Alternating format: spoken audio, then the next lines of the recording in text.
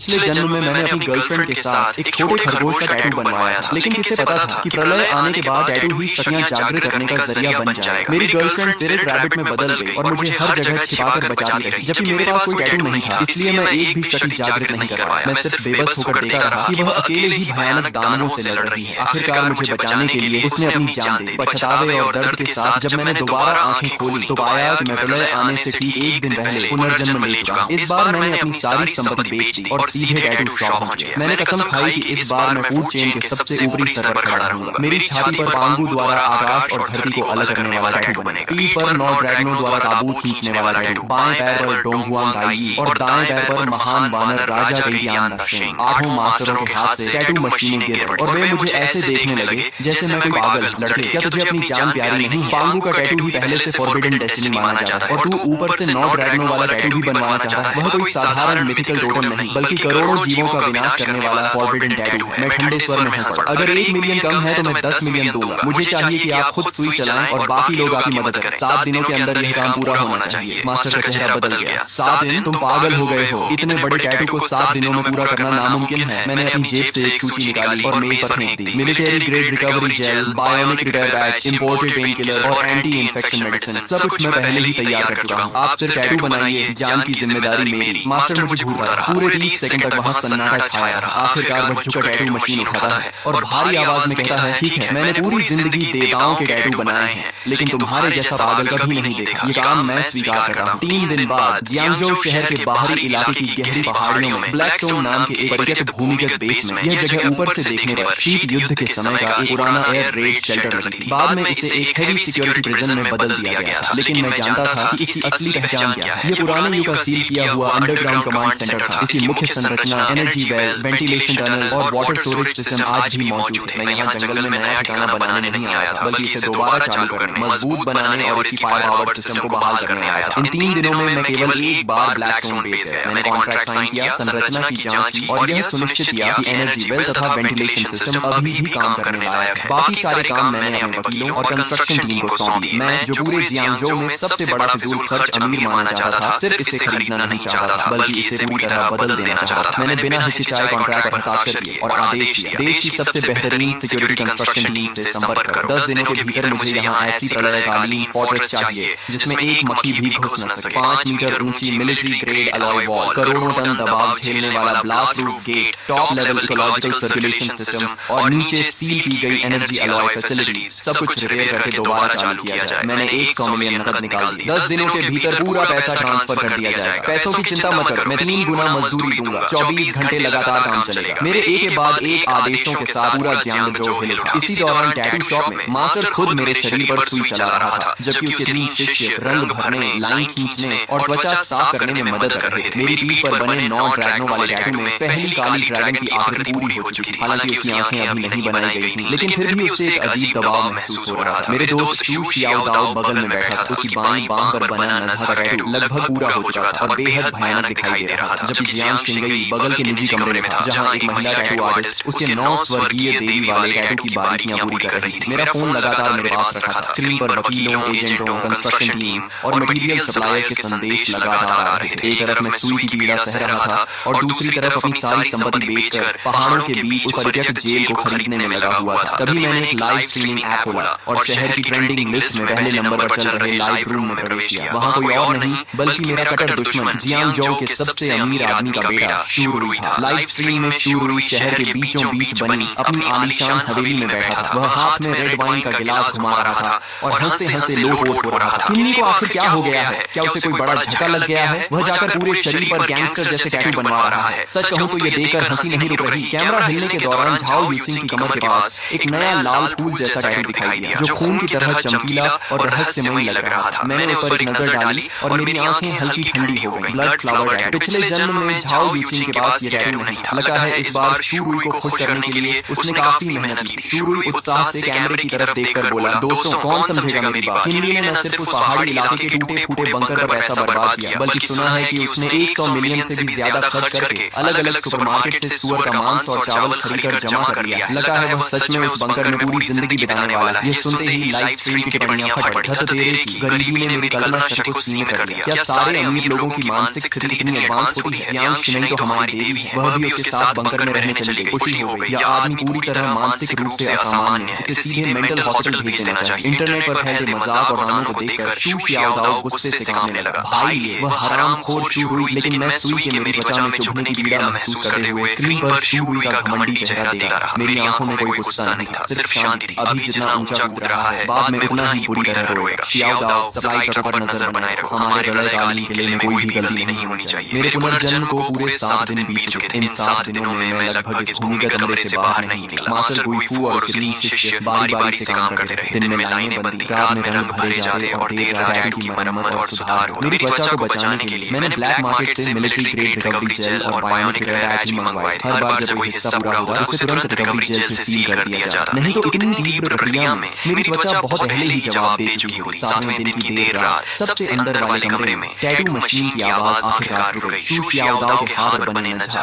और airline Shane के tattoo 2 दिन पहले ही पूरे हो चुके थे। जियांग शिनेई का 9 हेवंस मिस्टिक मेडन टैटू भी कल पूरा हो गया था और अब मेरे शरीर पर 4 महान फॉरबिडन टोटम आखिरकार पूर्ण हो चुके थे। छाती पर बांगू द्वारा सृष्टि निर्माण, पीठ पर 9 ड्रैगनों द्वारा ताबूत खींचना, बाएं पैर पर डोंगहुआंग दाई और दाएं पैर पर महान वानर राजा। मास्टर गुइफू ने दस्ताने उतारे और मेरे शरीर पर बने चित्रों को देखकर लंबी सांस छोड़ी। पूरा हो गया, जिंदगी भर टैटू बनाए, लेकिन इतना बड़ा काम कभी नहीं किया। पांगू, 9 ड्रैगन, डोंगहुआंग दाई और महान वानर राजा, सिर्फ इस एक सेट के दम पर पूरे जियांगजो के टैटू जगत में कोई भी मेरे गुइफू से ऊपर होने का दावा नहीं कर सकता। मैं कुर्सी से उठकर आईने के सामने खड़ा हो गया। चारों फॉरबिडन टोटम मेरे सीने, पीठ और पैरों पर फैले हुए थे। हर रेखा प्राचीन, भारी और धारदार लग रही थी। खासकर पीठ पर बना 9 ड्रैगनों वाला टैटू। 9 काले ड्रैगन दोनों ओर लेटे हुए ऊपर उठ रहे थे। उनकी चमकदार शल्कें एक दूसरे पर चढ़ी हुई थीं। 9 पूंछें पीठ के बीचों बीच मिल रही थीं और एक प्राचीन काले ताबूत को खींच रही थी। उस ताबूत पर रहस्यमयी जंजीरें लटकी हुई थी। हालांकि वह सिर्फ एक टैटू था, लेकिन उसे देखते ही दिल पर एक अजीब दबाव महसूस होता था। शू शियाओदाओ मेरे चारों ओर घूमकर देखने लगा और अनायास ही निकल गया। ये बहुत खतरनाक लग रहा है। अगर मैंने इसे अपनी आंखों से बनते हुए न देखा होता तो मुझे लगा कि यह रात को खुद ही जीवित हो जाएगा। मैंने कपड़े पहनकर अपने सारे टैटू ढक लिए। अभी ये सिर्फ टैटू है, लेकिन जब लाल चांद उतरेगा तभी ये सच में जागेंगे। शियाओदाओ चौंक गया। लाल चांद? मैंने कोई जवाब नहीं दिया, बस फोन निकालकर समय देखा। लाल चांद के आने में अब सिर्फ 12 दिन बाकी थे। चलो ब्लैकस्टोन बेस चलते हैं। अब समय आ गया है कि हम अपने प्रलयकालीन किले का निरीक्षण करें। 2 घंटे बाद हम जियांगजो शहर के बाहरी पहाड़ी इलाके में स्थित ब्लैकस्टोन बेस पहुंचे। वहां का प्रारंभिक निर्माण पूरा हो चुका था। भूमिगत वेंटिलेशन सिस्टम, ऊर्जा केंद्र और इकोलॉजिकल सर्कुलेशन सिस्टम दोबारा चालू किए जा चुके थे। अगले 12 दिनों तक मैंने लगभग आराम नहीं किया। डीजल, भारी of road vehicles, backup generators, military grade protective suits और जितनी भी सर्वाइवल सप्लाईज खरीदी जा सकती थी मैंने सब खरीद ली। बाहर की दुनिया को लग रहा था कि मैं पागल हो गया हूँ, लेकिन सिर्फ मुझे पता था कि सभ्य दुनिया के पास अब ज्यादा समय नहीं बचा है। लाल चांद के आने से 1 दिन पहले आखिरी खेप भी ब्लैकस्टोन बेस में पहुंचे। गोदाम के अंदर चावल, आटा, पीने का पानी, डिब्बा बंद भोजन, ताजा मांस, दवाइयां, डीजल, बैकअप जनरेटर्स और मिलिट्री ग्रेड प्रोटेक्टिव सूट पहाड़ों की तरह जमा थे। 3 मंजिला भूमिगत गोदाम लगभग पूरी तरह भर चुका था। शू शियाओदाओ दरवाजे पर खड़ा होकर आंखें फाड़े देख रहा था। भाई ये क्या आप यहाँ अगले जन्म तक रहने वाले हैं? जियांग शिनेई भी चुपचाप सब देख रही थी। वह पहले से जानती थी कि मैंने बड़ी मात्रा में सामान जमा किया है, लेकिन जब उसने अपनी आंखों से यह विशाल भूमिगत गोदाम देखा तो उसके माथे पर भी शिकन आ गई। किन लिए आखिर आप इस चीज से डर रहे हैं? मैंने तुरंत जवाब नहीं दिया। मैं धीरे धीरे गोदाम के बीचों बीच चला गया और अपना दाहिना हाथ उठाया। अगले ही पल एक चमक हुई। 3 मंजिला ऊंचाई तक जमा हजारों टन सामान अचानक हवा में गायब हो गया। कुछ ही सेकंड पहले तक भरा हुआ गोदाम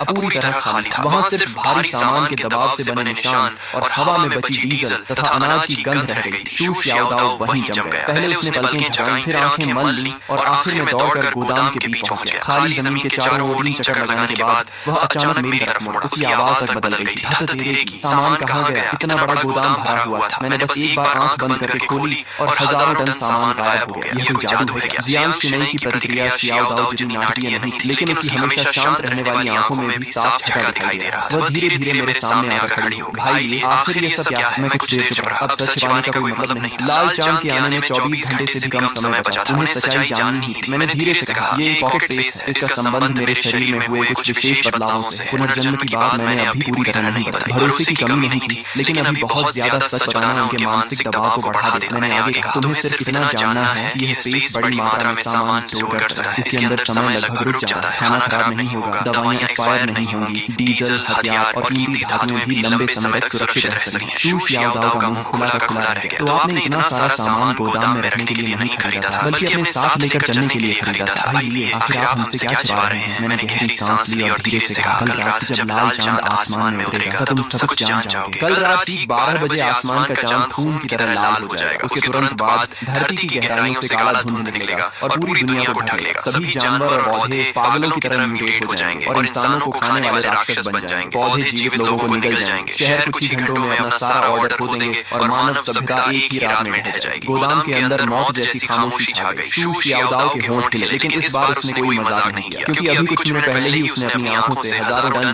सामान को हवा में गायब होते देखा। उस दृश्य ने उसकी पूरी समझ और तर्क को तोड़ दिया। जियांग शिनई ने भी कोई विरोध नहीं किया। वह सिर्फ मेरी आंखों में देखती रही और धीरे से बोली, सबूत। मैंने शांत स्वर में जवाब दिया, जो तुमने अभी देखा वह उन्हीं सबूतों में से एक है, और दूसरा सबूत तुम्हारे शरीर पर बने टैटू है। जियांग शिनई ने अनायास अपने शरीर पर बने टैटू की तरफ देखा। मैं आगे बोला, लाल चांद की ऊर्जा इंसानों के शरीर पर बने टैटू को सक्रिय कर देगी। वे साधारण टैटू नहीं रहेंगे, बल्कि असली टोटम अवतार बन जाएंगे। सामान्य टैटू सिर्फ सबसे साधारण फिजिकल एनहांसमेंट देंगे। भयानक पशुओं के टैटू 20 ट्रांसफॉर्मेशन की शक्ति देंगे, जबकि मिथिकल टोटम असली अवतार जागृत करेंगे। जितना अधिक प्राचीन और पूर्ण टोटम होगा, उसकी डेस्टिनी उतनी ही शक्तिशाली होगी और जागृत होने के बाद उसकी ताकत उतनी ही भयानक होगी। शू शियाओदाओ अचानक समझ गया, तो आपने मुझे नज़ा और एयरलांग शेन के टैटू इसलिए बनवाए ताकि मैं जीवित रह सकूं। मैंने सिर हिलाया। तुम्हारे नज़ा और एयरलांग शेन दोनों टॉप लेवल मिथिकल टोटम। अगर तुम लाल चांद की अवेकनिंग को सहन कर गए तो अधिकांश अवेकनर्स से कहीं ज्यादा शक्तिशाली बन जाओ। फिर मैंने जियांग शिनई की तरफ देखा। शिनई, तुम्हारा 9 heavens mystic maiden totem attack, defence, purification और बैटलफील्ड कमांड जैसी कई हाई लेवल एबिलिटीज देता है। भविष्य में मेंटल करोजन, पॉइजन, पोल्यूशन और स्पिरिचुअल इरोजन जैसी शक्तियां बढ़ती जाएंगी। उस समय तुम्हारा टोटम बेहद महत्वपूर्ण होगा। जियांग शिनई ने गहरी सांस ली। अब उसके चेहरे से अविश्वास धीरे धीरे गायब हो रहा था और उसकी जगह तनाव ले रहा था। तो तुमने अपनी सारी संपत्ति बेची, ब्लैकस्टोन बेस खरीदा, इतने सारे रिसोर्सेज जमा किए और हमें टैटू बनवाया। ये सब कोई अचानक लिया गया फैसला नहीं था। तुम्हें पहले से पता था कि कुछ बड़ा होने वाला है। मैंने कोई जवाब नहीं दिया, लेकिन मेरी चुप्पी ही सबसे बड़ा उत्तर थी। तभी शू शियाओदाओ का चेहरा अचानक बदल गया। रुको भाई, लिए तो मेरे माता पिता का क्या? वे अभी भी शहर के दक्षिणी इलाके में अपनी रिपेयर शॉप पर। मैंने तुरंत कहा, घबराओ मत, मैंने पहले ही लोगों को उन्हें लेने भेज दिया। शू शियाओदाओ शब्द रह गया। क्या कहा? मैंने फोन स्क्रीन उसी तरफ घुमा दी। उस पर सिक्योरिटी कॉन्वॉय का रियल टाइम वीडियो चल रहा था। एक काली आर्मर्ड बिजनेस व्हीकल पुराने दक्षिणी इलाके की सड़क पर खड़ी थी। दरवाजा खुला और 2 ब्लैक कॉम्बैट यूनिफॉर्म पहने हुए सुरक्षाकर्मी एक मध्यम आयु के दंपति को अंदर बैठा रहे थे। आदमी की लंबाई साधारण थी, उसकी त्वचा धूप में जली हुई थी और उसके हाथों पर वर्षों तक गाड़ियों की मरम्मत करने के कारण तेल और ग्रीस के निशान जमे हुए थे। उन्हें देखते ही शू शियाओदाओ की आंखें लाल हो गई। मैंने धीरे से कहा, मैंने ब्लैकस्टोन बेस के मेंटेनेंस और लॉजिस्टिक स्टाफ की जरूरत का बहाना बनाकर पहले ही अंकल और आंटी से संपर्क कर लिया था। उन्हें प्रलय के बारे में कुछ नहीं पता। वे सिर्फ इतना जानते हैं कि मैं उन्हें कुछ दिनों के लिए ऊंची सैलरी पर काम पर रख रहा हूँ। कन्वॉय 20 मिनट में यहाँ पहुंच जाएगी। शू शियाओदाओ के होंठ कांपे, लेकिन काफी देर तक उसके मुंह से कोई शब्द नहीं निकला। पिछले जन्म में लाल चांद के आने के बाद वह अपनी जान जोखिम में डालकर शहर के दक्षिणी इलाके में अपने माता पिता को बचाने गया था, लेकिन तब तक पूरा इलाका म्यूटेटेड रैट्स के झुंड से भर चुका था। उसे सिर्फ अपने पिता की टूटी हुई रिंच और अपनी माँ का पुराना एप्रन मिला था, जिसे वह कभी फेंकना नहीं चाहती। उसके बाद शू शियाओदाओ एक पागल आदमी की तरह हर दिन लड़ता और मारता रहा, जबकि आखिरकार वह एक बीसनेस में मारा नहीं गया। लेकिन इस जन्म में मैं उसे दोबारा वह दर्द नहीं झेलने दूंगा। मैंने उसके कंधे पर हाथ रखा। चिंता मत करो, इस बार अंकल और आंटी की सुरक्षा की जिम्मेदारी मेरी है। शू शियाओदाओ ने सिर झुका लिया। उसके कंधे हल्के हल्के कांप रहे थे। काफी देर बाद उसने सिर उठाया। उसकी आंखें पूरी तरह लाल थी। भाई धन्यवाद। मैं बस हल्का सा मुस्कुरा दिया। जियांग शिनई ये सब चुपचाप देखते रहे। कुछ देर बाद उसने धीमी आवाज में पूछा, तो मेरे पिता का क्या? मैंने शांत स्वर में जवाब दिया, जियांग अंकल अभी पूरी तरह सुरक्षित है। तुम जानती हो कि तुम्हारे पिता जियांग चेंगयुआन ड्रैगन नेशन के शीर्ष एनर्जी रिसर्च एकेडमिशियन है। आधा महीना पहले ही उन्हें सेना द्वारा राजधानी के अंडरग्राउंड बेस में ले जाया गया था, जहां वे highest level energy core project पर काम कर रहे हैं। वह जगह इस समय पूरे ड्रैगन नेशन की सबसे सुरक्षित जगहों में से एक है। ये सुनकर जियांग शिनई ने राहत की सांस ली। फिर मैंने थोड़ी देर रुककर कहा, जहां तक तुम्हारी माँ की बात है, मेरी आवाज धीमी पड़ गई। जियांग शिनई की माँ का कई साल पहले बीमारी के कारण निधन हो चुका था। यह हमेशा उसके दिल का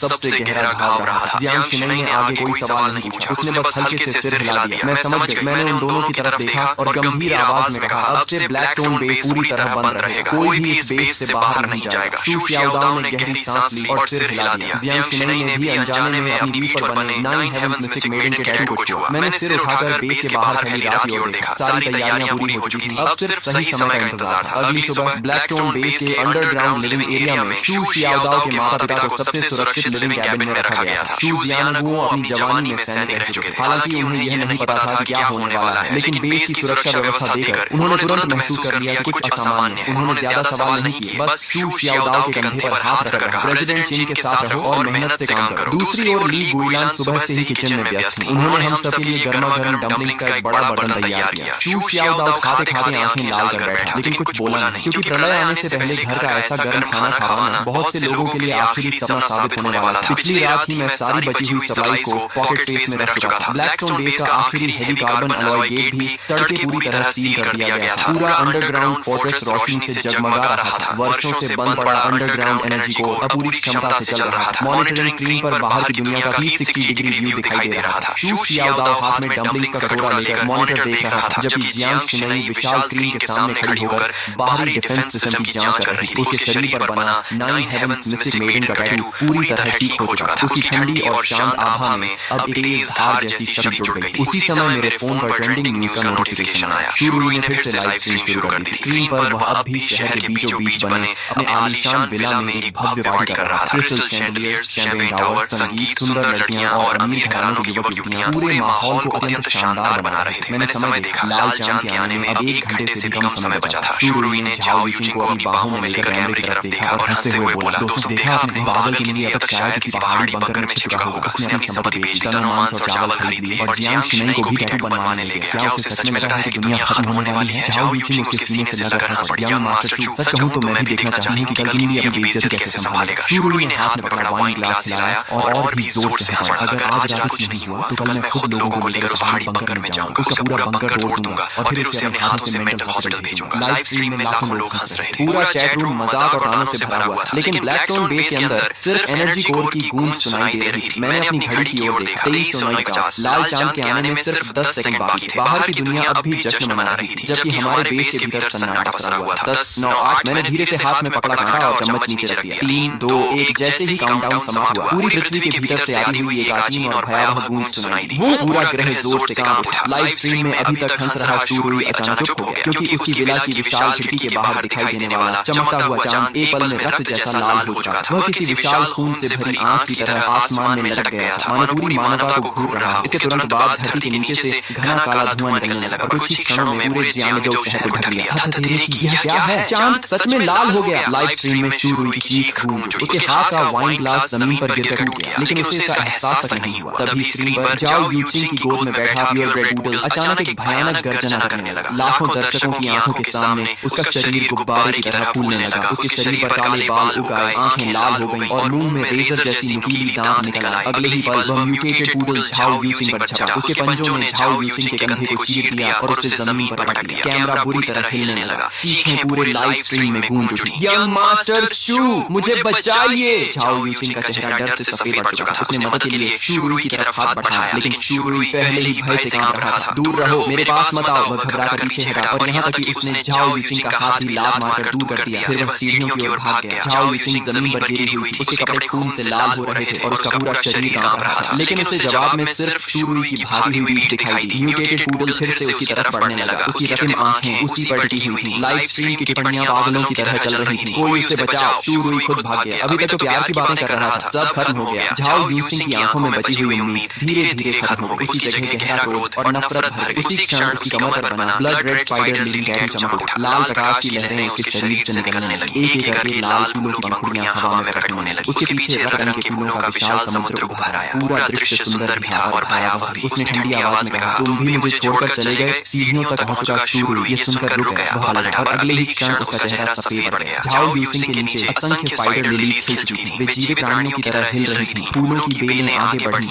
और म्यूटेटेड पूडल के पैरों को जकड़ लिया। अभी कुछ क्षण पहले तक उग्र दिखने वाला वह राक्षसी कुत्ता अब किसी दूह स्वप्न में फंसा हुआ प्रतीत हो रहा था। वह जमीन पर गिरकर कांपने लगा। झाओ यूचिंग दीवार का सहारा लेकर खड़ी, उसके कंधे का घाव लाल फूलों से ढक चुका था। उसके चेहरे पर एक रहस्यमय मुस्कान उभर आई। पूरी लाइव स्ट्रीम फट धड़धड़ेगी। वह जाग गई। उसके शरीर पर फूल खिल रहे हैं। ये कैसी शक्ति है? बहुत डरावना है। अगले ही पल स्क्रीन काली हो गई। लाइव स्ट्रीम अचानक बंद हो गई। मैंने अपने फोन की काली स्क्रीन को देखा और होठों पर ठंडी मुस्कान आ गई। येलो स्प्रिंग्स, स्पाइडर, लिली, फूल खिलते हैं लेकिन वापसी का रास्ता नहीं छोड़ते। झाओ यूचिंग ने इस जन्म में अपने लिए सचमुच एक बलिष्ठ भाग्य चुना है। तभी शू शियाओदाओ की कांपती आवाज सुनाई दी, भाई बाहर सब कुछ बिखर गया है। वह मॉनिटरिंग स्क्रीन पर दिखाई दे रहे शहर के दृश्य को देख रहा था। मैंने तुरंत कहा, बाहर मत देखो, अपने मन को स्थिर रखो, क्योंकि इसी समय लाल चांद की ऊर्जा बेस की मोटी चट्टानों को भेदकर हमारे शरीरों तक पहुंच चुकी थी। शू शियाओदाओ और जियांग शिनई दोनों दर्द से कराह उठे। लाल चांद की ऊर्जा उबलते हुए लावे की तरह उनके शरीरों में प्रवेश कर रही थी। शू शियाओदाओ की बाईं बांह पर बना नझा का टैटू भयंकर अग्नि में बदल गया। दाईं बांह पर बने एयरलाइन शेन की तीसरी आंख चमक उठी और सुनहरी रोशनी चारों ओर फैल गई। जियांग शिनई की पीठ पर बना 9 हेवंस मिस्टिक मेडन टोटम प्रकाश में बदल गया। दैवीय आभा ने उसे हवा में उठा लिया। उसका शांत स्वभाव अब पवित्र और अजय प्रतीत हो रहा था। वे दोनों जाग चुके थे। उन्होंने अवेकनिंग प्राप्त कर ली थी, लेकिन मेरे साथ जो हो रहा था वह वह उनसे कहीं अधिक भयानक था। मेरे शरीर में प्रवेश करने वाली लाल चांद की ऊर्जा उनकी तुलना में 10 गुना अधिक। अचानक पूरे अंडरग्राउंड फोर्ट्रेस में 9 गहरी ड्रैगन गर्जनाएं गूंज उठी। मेरी पीठ पर बना 9 ड्रैगन सोलिंग कॉफिन टोटम पूरी तरह जाग चुका था। 9 विशाल काले ड्रैगनों की परछाइयां मेरी पीठ से बाहर निकल आईं। उनके शरीर पर्वतों जैसे विशाल थे, उनकी शल्कें बर्फ जैसी ठंडी चमक रही, उनकी रत्न आंखें एक साथ खुल गईं। उनके पीछे एक प्राचीन काला ताबूत हवा में तैर रहा था। उस ताबूत पर लिपटी हुई लाल काली जंजीरें एक एक करके तनने लगी। एक अवर्णनीय फॉरबिडन प्रेशर पूरे अंडरग्राउंड फोर्ट्रेस में फैल गया। शू सियाओदाओ का चेहरा सफेद पड़ गया और वह कई कदम पीछे हट गया। यहाँ तक कि जियांग शिनई के पीछे खड़ी 9 हेवंस मिस्टिक मेडन एवगार भी हल्की कांप उठी, मानो उसे स्वाभाविक रूप से खतरा महसूस हो रहा। मेरे बाएं पैर पर बना दोंगहुआंगताई टोटम सूर्य जैसी अग्नि से जल उठा। ऐसा लग रहा था मानो वह पूरी दुनिया को भस्म कर सका। मेरे दाएं पैर पर महान वानर राजा की परछाई प्रकट हुई। उसके भीतर से असीम युद्ध शक्ति फूट रही थी। स्वर्ग और धरती को चुनौती देने वाली वह शक्ति हर चीज को कुचल देना चाहती थी। चारों सर्वोच्च टोटम एक साथ जाग चुके थे, लेकिन अगले ही पल मैंने उन्हें जबरदस्ती दबा दिया। चारों फॉरबिडन टोटम बहुत अधिक शक्तिशाली थे। मेरी वर्तमान क्षमता इतनी नहीं थी कि मैं बिना किसी कीमत के उन सबको एक साथ पूरी तरह सक्रिय रख सकूं। पांगु शक्ति का प्रतीक था, 9 ड्रैगन सोलिंग कॉफिन दमन और विनाश का प्रतीक था। गर्रा!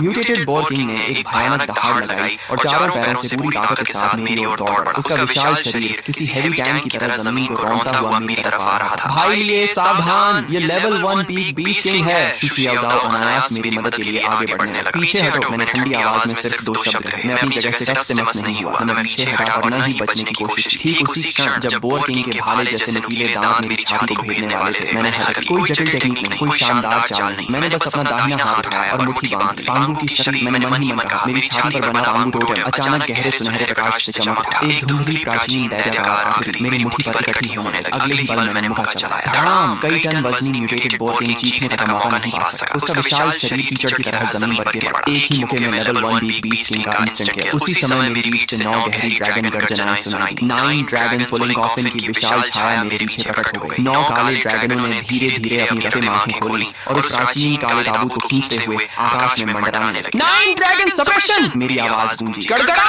काले ताबूत की छाया हल्के से कांपी। अगले ही पल ऐसा दबाव फैला मानो नरक की सबसे गहरी खाई से कोई शक्ति निकल आई हो। पूरा जंगल उस भयावह दबाव में डूब गया। आसपास मौजूद निम्न स्तर के म्यूटेटेड बीस्ट डर के मारे जमीन पर गिर पड़े। जियांग शिनई मेरे पीछे खड़ी थी। उसकी शांत आंखों में भी आश्चर्य की झलक साफ दिखाई दे रही थी। मैंने कोई स्पष्टीकरण नहीं दिया। मैं सीधे मरे हुए म्यूटेटेड बोर किंग के पास गया और उसके सिर को काट डाला। उसके मस्तिष्क के भीतर से अंगूठे के आकार का एक लाल चमकता क्रिस्टल बाहर निकला। मैंने उसे अपनी हथेली में उठा लिया। 20 कोर, प्रलय के बाद सबसे महत्वपूर्ण रिसोर्स। मेरे होठों पर हल्की मुस्कान उभरी। प्रलय की पहली कमाई मिल गई। मैंने उस क्रिस्टल कोर को अपने पॉकेट स्पेस में रख लिया। जैसे ही कोर अंदर गया, मुझे साफ महसूस हुआ कि पॉकेट स्पेस हल्का सा कमा। उसका विस्तार बहुत कम हुआ था, लेकिन वह सचमुच थोड़ा बड़ा हो गया था। पिछले जन्म में इंसानों ने जल्दी ही पता लगा लिया था कि 20 कोर सिर्फ अवेकनर्स की शक्ति बढ़ाने के लिए ही नहीं, बल्कि स्टोरेज स्पेस को भी मजबूत करने में सक्षम है। मैंने शू सियाओदाओ और जियांग शिनई की ओर देखा। इन सभी बीस्ट के कोर निकाल लो और मांस भी बर्बाद मत करना। इवोल्यूशन के बाद उनका मांस लंबे समय तक स्टोर किया जा सकता है। समझ गया? शू सियाओदाओ तुरंत उत्साहित हो गया, लेकिन तभी दूर पहाड़ी रास्ते की दिशा से अफरा तफरी की आवाजें आने लगी। बचाओ बचाओ! हमने मुड़कर देखा। लगभग दर्जन भर आदमी बुरी हालत में जान बचाकर हमारी दिशा में भाग रहे थे। वे गिरते पड़ते ब्लैकस्टोन बेस की तरफ दौड़ रहे थे। उनके पीछे चीते जितने बड़े कई म्यूटेटेड ब्लड ब्लेड मैंटिसेस उनका पीछा कर रहे थे। मैंने आंखें सिकोड़ कर ध्यान से देखा। सबसे आगे दौड़ रहा आदमी मुझे पहचान में आ गया। लियू फैटी, वही कॉन्ट्रैक्टर जिसने ब्लैकस्टोन बेस के बाहरी निर्माण का काम संभाला था। पिछले जन्म में जब मैं बर्बाद हो चुका था, इसी आदमी और उसके साथियों ने मुझे और भी मुसीबत में धकेल दिया था। उन्होंने मेरा इस्तेमाल करके खुद को बचाया था। बॉस चिन, यंग मास्टर चिन, हमें बचा लीजिए! लियू फैटी चीखते हुए मेरी तरफ दौड़ा। जल्दी हमें अंदर आने दीजिए, हम सब जियांगजोउ के ही लोग हैं। आप हमें मरने के लिए नहीं छोड़ सके। मैं वहीं खड़ा रहा और ठंडी निगाहों से उसे देखता रहा। मरने के लिए नहीं छोड़ सका? मेरी आंखों में बर्फ जैसी ठंडक चमक उठी। पिछले जन्म में जब तुम लोगों ने मुझे धक्का देकर मौत के मुंह में भेजा था, तब क्या तुम्हें याद था कि हम सब एक ही शहर के लोग हैं? लियू फैटी शब्द रह गया। वह मेरे शब्दों का मतलब नहीं समझ सका, लेकिन मेरी आंखों में जो भाव था उसे वह अच्छी तरह पढ़ सका था। वह किसी उद्धारकर्ता की नजर नहीं थी, वह ऐसी नजर थी जो मृत व्यक्ति को देती है। मैंने धीरे धीरे अपना दाहिना हाथ उठाया। मेरा बंकर कचरे को अंदर नहीं आने देता। इतना कहकर मैंने उंगलियां चटकाई। अगले ही पल ब्लैकस्टोन बेस के बाहर लगी विशाल अलॉय वॉल अचानक सक्रिय हो गई। करोड़ों वोल्ट की हाई वोल्टेज इलेक्ट्रिसिटी दीवार पर दौड़ गई। सबसे आगे दौड़ रहे ब्लड ब्लेड मैंटिसेस सीधे बिजली की चपेट में आ गए। धड़ाम धड़ाम धड़ाम! कई म्यूटेटेड मैंटिसेस हवा में उछल गए और जलते हुए दूर जा गिरे। लियू फैटी का चेहरा पल भर में राख की तरह सफेद पड़ गया। लियू फैटी डर के मारे जमीन पर गिर पड़ा। यंग मास्टर चिन, मुझसे गलती हो गई। मैं सच में गलत था, लेकिन मैंने उसकी ओर दोबारा देखा तक नहीं। मैं बेगुनाहों का बेवजह कत्ल नहीं करता, लेकिन दुश्मनों को नहीं बचाता और बुरे लोगों को जरूर खत्म करता। मैं मुड़कर वापस बंकर की ओर चला गया। मेरे पीछे भारी अलॉय गेट धीरे धीरे बंद हो गया। दरवाजे के बाहर से आती चीखें और भगदड़ की आवाजें जल्द ही अंधेरे और म्यूटेटेड बीस्ट के बीच गायब हो गई। लाल चांद के आने के तीसरे दिन बाहरी दुनिया पूरी तरह नरक बन चुकी थी। शहर के बीचों बीच हर तरफ टूटी हुई गाड़ियां और खंडहर बिखरे पड़े थे। आवारा बिल्लियां और कुत्ते बैलों जितने बड़े हो चुके थे और झुंड बनाकर सड़कों पर बचे हुए इंसानों का शिकार कर रहे थे। लेकिन इसी समय ब्लैकस्टोन बंकर के अंदर मक्खन वाले हॉट की खुशबू फैली हुई थी। शू याओदाओ मुंह में भरा हुआ खाना चबाते हुए बोला, भाई ये अगर प्रलय में रोज ऐसा खाना मिले तो मुझे कोई दिक्कत नहीं। जियांग शिनई ने उसे घूर कर देखा। जरा बाहर जाकर देखो फिर बोलना। शू याओदाओ तुरंत चुप हो गया। मैंने ठंडी बियर का घूंट लिया और सोफे पर टिक गया। तभी अचानक तेज अलार्म बज उठा। बी बी बी चेतावनी, बाहरी सुरक्षा क्षेत्र में बड़ी संख्या में हीट सोर्सेज पाए गए हैं। मैंने तुरंत मॉनिटरिंग स्क्रीन चालू की। बंकर से लगभग 1 किलोमीटर दूर पहाड़ी रास्ते पर काले बादल की तरह लोगों की भीड़ हमारी ओर बढ़ रही थी। कम से कम 500 से 600 लोग थे। उनके हाथों में मचेरीज, स्टील बाइक्स और कई लोगों के पास ऑटोमेटिक राइफल्स तक थी। सबसे आगे एक गंजा भारी शरीर वाला आदमी चल रहा था जिसके शरीर पर एक विशाल रकीम अजगर का टैटू लिखा हुआ था। चिंगलोंग गैंग का सरगना लॉन्ग वू। पिछले जन्म में यह आदमी अपने S rank blood Python totem के बल पर शुरुआती प्रलय काल में अत्याचार करता था। मुझे उम्मीद नहीं थी कि इस जन्म में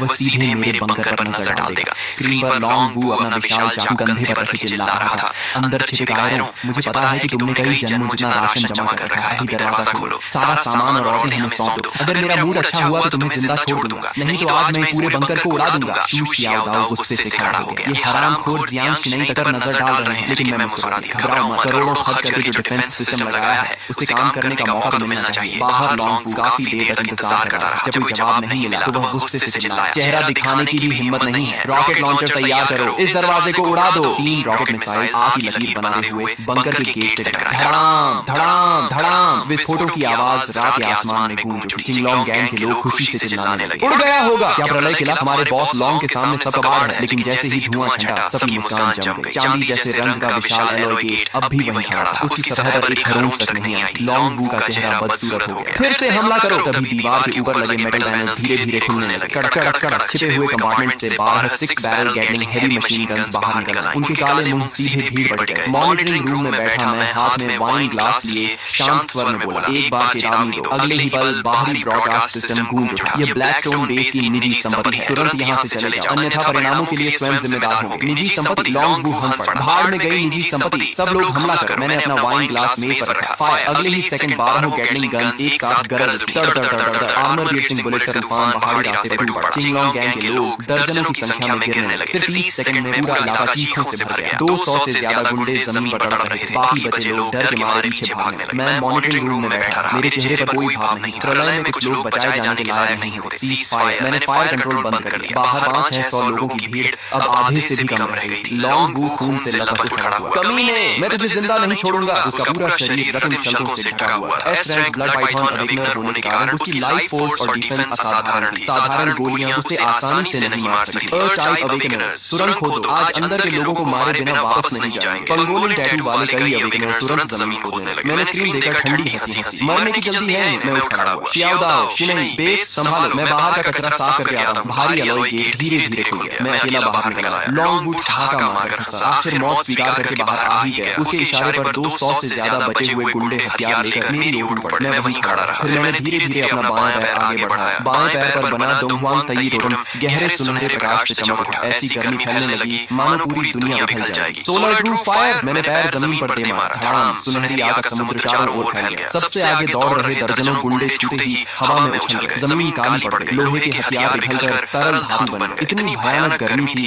कि कोई मेरे पास आने की हिम्मत नहीं कर सका। सिर्फ एक बार में 200 से ज्यादा लोग पूरी तरह टूट गए। कुछ ही सेकंड में पूरा मैदान खाली हो गया। अब वहाँ सिर्फ लॉन्ग वू अकेला खड़ा था। उसके घुटने कांप रहे थे। फिर वह धड़ाम से घुटनों के बल गिर पड़ा। राक्षस, तू आखिर है क्या? मैं उसकी ओर बढ़ने लगा। हर कदम के साथ उसका मानसिक संतुलन टूटता जा रहा था। असंभव, ये किसी एफ रैंक अवेकनर की ताकत नहीं हो सकती। असंभव। अचानक उसकी आंखों में पागलपन चमक उठा। उसने अपनी जीभ काटी और खून की एक धार अपने ब्लड पाइथन टैटू पर उगल दी। अगले ही पल उसकी हड्डियां खींचने लगी। शरीर पर शल्क उगा। उसका पूरा शरीर बदलने लगा। कुछ ही सेकंड में वह 20 मीटर से लंबा और पानी के टैंक जितना मोटा विशाल ब्लड पाइथन बन गया। S rank totem complete awakening. वह पागलों की तरह गरजा, मैं तुझे निगल जाऊंगा। विशाल अजगर ने मुंह खोला। उसका जबड़ा इतना बड़ा था कि एक आग तक निकल सकता था। वह सीधे मेरी ओर चढ़ा। उसके साथ आने वाली दुर्गंध भरी हवा से जमीन के पत्थर उड़ने लगे। मैं हंस पड़ा। सिर्फ बड़ा हो जाने से कोई ताकतवर नहीं बन जाता। मैंने अपना दायां पैर आगे बढ़ाया। Great sage equal to heaven, battle against the heavens. मेरे दाएं पैर पर बना सन वुकोंग टोटम विस्फोट की तरह चमक उठा। आसमान तक पहुंचती युद्ध ऊर्जा चारों ओर फैल गए। अगले ही पल मेरा शरीर सुनहरी रोशनी से ढक गया। मेरी नसों में बहता रक्त गरजते हुए ड्रैगन जैसा महसूस हो रहा था। मेरे पीछे एक विशाल युद्ध अवतार प्रकट हुआ। उसके शरीर पर पर्पल गोल्ड आर्मर थी और सिर पर फीनिक्स विंग क्राउन। जैसे ही उसकी सुनहरी आंखें खुली, ऐसा लगा मानो पूरे आकाश को ढकने वाला काला धुआं बीच से चीर दिया गया हो। ब्लड पाइथन मुझ पर टूट पड़ा, लेकिन मैं पीछे हटने के बजाय उसकी ओर दौड़ा। मेरा शरीर के गोले की तरह हवा में उछला। मैंने एक ही छलांग में उसके निचले जबड़े पर पैर रख लिया और उसके विशाल सिर को जबरदस्ती पीछे झुका दिया। ब्लड पाइथन दर्द से चीख उठा। उसका विशाल शरीर पागलों की तरह तड़पने लगा ताकि मुझे नीचे गिरा सके, लेकिन मैं उसके सिर पर ऐसे खड़ा था जैसे किसी पर्वत की चोटी पर खड़ा हूं। वह मुझे हिला तक नहीं पाया। गुस्से में ब्लड पाइथन ने अपनी विशाल पूंछ घुमाई। उसके रास्ते में आने वाले पत्थर और पेड़ सब चकनाचूर हो गए। मैंने अपना दायां हाथ उठाया और मेरे पीछे खड़े सन वुकोंग एवाटार ने भी वही किया। शून्य में सुनहरी युद्ध अग्नि से जलती हुई एक विशाल स्टाफ बनने लगी। उसके ऊपर बने प्राचीन सिंबल्स एक एक करके चमकने लगे। वह बिल्कुल रूही जिंगू बैंग जैसी दिख रही थी। मैंने उस स्टाफ की छाया को मजबूती से पकड़ लिया। उसी क्षण एक भयानक युद्ध ऊर्जा मेरे पूरे शरीर में दौड़ गई। घुटनों पर गिर जा। मैंने स्टाफ को पूरी ताकत से घुमाया। धड़ाम! गोल्डन स्टाफ और ब्लड पाइथन की विशाल पूंछ टकरा गई। हवा फट गई। शॉकवेव तूफान की तरह पूरे जंगल में फैल गई। वह पूंछ जो आर्मर्ड व्हीकल सपोर्ट सकती थी, मेरे एक बार में चकनाचूर हो गई। उसके शल फट गए और पूरी पूंछ पीछे उछल गई। पहली बार ब्लड पाइथन की आंखों में डर दिखाई दिया। असंभव! मैं एस रैंक ब्लड पाइथन हूँ, तुम मुझे दबा कैसे सकते हो? मैं उसके सिर पर खड़ा उसे नीचे देख रहा था, क्योंकि तुम्हारा तथाकथित एस रैंक फॉरबिडन टोटम्स के सामने कुछ भी नहीं है। इतना कहकर मैंने दोनों हाथों से गोल्डन स्टाफ को पकड़ लिया और ऊपर उठा लिया। मेरे पीछे खड़ा सन वुकोंग एवाटार अचानक बढ़ने लगा। 10 मीटर, 30 मीटर, 50 मीटर। अंत में वह आसमान छूती हुई विशाल सुनहरी बैटल फॉर्म में बदल गया। उसके पैरों के नीचे काला धुआं था और सिर के ऊपर लाल चांद। उसके हाथ की गोल्डन स्टाफ किसी स्वर्गीय स्तंभ जैसी लग रही थी। अगले ही पल उसने ब्लड पाइथन की कमजोर जगह पर पूरी ताकत से वार कर दिया। Battle heaven smash! धड़ाम! ऐसा लगा जैसे पूरा पहाड़ उछल गया हो। धरती फट गई, पत्थर आसमान में उड़ गए। ब्लड पाइथन का विशाल शरीर सीधे जमीन में धंस गया। उसके शल एक एक करके फटने लगे। भयानक बैटल एनर्जी उसकी हड्डियों में दौड़ गई और उसके शरीर की सारी लाइफ फोर्स को चकनाचूर कर दिया। ब्लड पाइथन की आंखें सिकुड़ गईं। उसका शरीर कुछ बार तड़पा और फिर हमेशा के लिए शांत हो गया। उस वार की बची हुई शक्ति ने पूरे पहाड़ पर फैले काले धुएं को भी दूर उड़ा दिया। मैंने गोल्डन स्टाफ की छाया वापस समेट ली और आराम से जमीन पर उतर गया। मेरे पीछे खड़ा सन वुकोंग एवाटार धीरे धीरे गायब हो गया। सिर्फ मेरे दाएं पैर का टोटम हल्की सुनहरी चमक छोड़ रहा था। एस रैंक अवेकनर लॉन्ग वू एक ही बार में मारा गया। मैंने हाथ को चाकू की तरह इस्तेमाल करके ब्लड पाइथन का सिर काटा और उसके अंदर से गहरी लाल रोशनी छोड़ा हुआ 20 कोर निकाल लिया। बुरा नहीं, एस रैंक टोटम से बना कोर किसी काम का तो है। मैंने उसे अपने पॉकेट स्पेस में रख लिया और वापस बंकर की ओर चल पड़ा। मेरे पीछे पड़े घायल और बचे हुए गुंडों में से किसी की भी हिम्मत नहीं हुई कि मेरी ओर नजर उठाकर देख सके। युद्ध खत्म होने के बाद मैंने सैकड़ों 20 कोर्स इकट्ठे किए। उनमें ज्यादातर लो लेवल कोर्स थे, लेकिन संख्या बहुत ज्यादा थी। जैसे जैसे उनकी ऊर्जा पॉकेट स्पेस में समाती गई, मैं साफ महसूस कर सकता था कि स्पेस लगातार बड़ा हो रहा है। मेरे शरीर की ओरिजिन पावर भी पहले से ज्यादा मजबूत होती जा रही थी, लेकिन सबसे बड़ी खुशी मुझे किसी और चीज से मिली। मेरी पीठ पर बना 9 ड्रैगन सोलिंग कॉफिन टोटम पहले से ज्यादा स्पष्ट हो गया। उस प्राचीन काले ताबूत पर बंधी 9 स्टार चेन्स में से पहली चेन